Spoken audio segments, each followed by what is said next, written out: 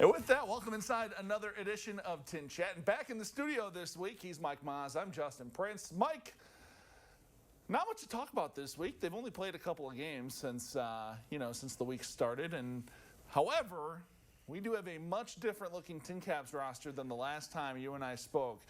Earlier this week, Jacob Marcy, Nathan Martorella, Grant Pauly, Ethan Salas, Robbie Snelling, all called up to Double-A. You and I were wondering when it was going to happen, and it might have happened at the most unfortunate time of the year for this ball club. As far as the TinCaps are concerned, yes. San Antonio's jumping for joy. We'll talk more about that later, but hey, they're all deserving of moving up the ladder. And we congratulate all of them. And for manager Jonathan Matthews and his staff, it just presents a new challenge. Getting reinforcements once again, be it from Single A Lake Elsinore or from the Arizona Complex League, a chance for other people to get their opportunity to show what they can do to the San Diego Brass. And there are some players that we've only seen them in a couple of games up at Great Lakes, but again, 16 games to go, counting the game scheduled for tonight, to see what they can do. And again, a new challenge for the TinCaps, and also gives new meaning to scoreboard watching. As again, a tight race in the Eastern Division of the Midwest League in the second half.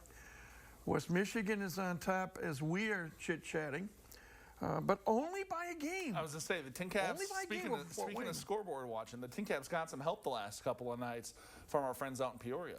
Peoria Chiefs, they must have Christmas cards sent to them because they've had back-to-back walk-off wins. Again, a one-game differential heading into play tonight. 29-21 for West Michigan, 28-22 for Fort Wayne. 16 games left on the docket, and there's still going to be some exciting baseball played in Michigan, in Indiana, and in Ohio over the next couple of weeks. You mentioned, obviously, that new roster, some new guys that they need to get acquainted to this team. But, Mike, some exciting prospects still coming up. Yeah, one of the fan favorite might be 19-year-old. That's a key age with this ball club apparently this year. Is. 19-year-old outfielder Sammy Savala with Lake Elsinore. He hit 14 home runs, had 22 doubles, 20 stolen bases. Savala's going to basically take the place of Marcy in center field. And you talk about the big first baseman, Mr. Dorshing. He's big. Yeah, he is. I used to think you were big. You are dwarfed, my friend, compared to him. Hey, that's okay. And he's got some pop in the bat. He showed it the other night. And he's also got long, flowing blonde locks. But that's the nature of this team this year. You know, so many personalities. It's the challenge and the job of the manager and the coaching staff to blend and meld everything together. And Jonathan Matthews gets my vote for Manager of the Year, even though I don't have an official vote. Now the TinCaps look ahead to, a couple more games up in Great Lakes here for the rest of this week, but then they come home for their final homestand of the series, of the season, next week. They get 6 games with our friends from South Bend.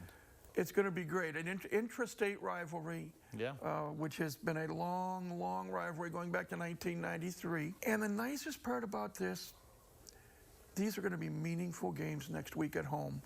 It's so nice for a team that, A, has not made the playoffs since 2017, and B, has not had a winning season since 2015, to be involved in a pennant race with less than 3 weeks to go in the season. Yeah, looking forward to a fun last 3 weeks. Certainly going to be a fun stretch of the season. That's going to do it for another edition of TinChattin. As always, he's Mike Maahs. I'm Justin Prince. Mike, thanks for swinging by. We're going to check in with you next week.